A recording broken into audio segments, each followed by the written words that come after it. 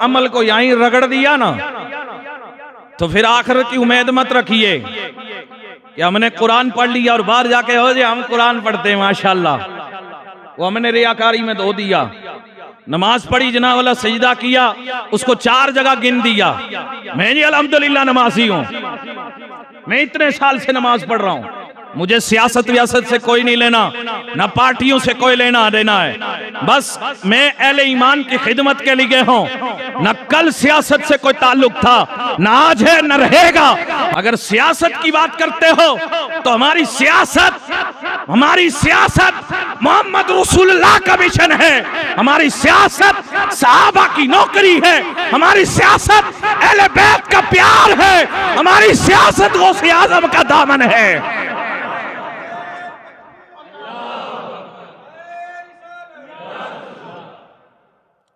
लेकिन अफसोस हुआ मुझे जनाब वाला, थोड़े दिन पहले एक लीडर साहब, ओ जी मैंने हज किए, ओ जी मैंने नमाज पढ़ी, ओ जी मैंने कुरान पढ़ा, मैं इतने साल से नमाजी। और तेरी गंदी गलीज खलक जो सियासत है उसका कुरान से क्या लेना देना। बदतमीज लीडरों, होश में आओ। अपनी लीडरियां करो, गंदी सियासतें करो, लेकिन तुम्हारा कुरान से कोई लेना देना नहीं है। सियासत में कुरान, नमाज, हज, ज़कात, इसका सहारा लेने लगे। अब यही बची तुम्हारे लिए। मुबारक उन लोगों को है जो आज के दौर में 5 वक्त नमाजी गए, बदन पे उनके इस्लामी लिबास है, चेहरे पे दाढ़ियां हैं, जनाबे वाला सर से लेके पैरों तक सुन्नत रसूल नजर आती है। और अमल जनाब वाला कोई कुछ भी हो, कम से कम देखने से तो लगता है कि 1400 साल के बाद भी रसूलुल्लाह का गुलाम जिंदा है।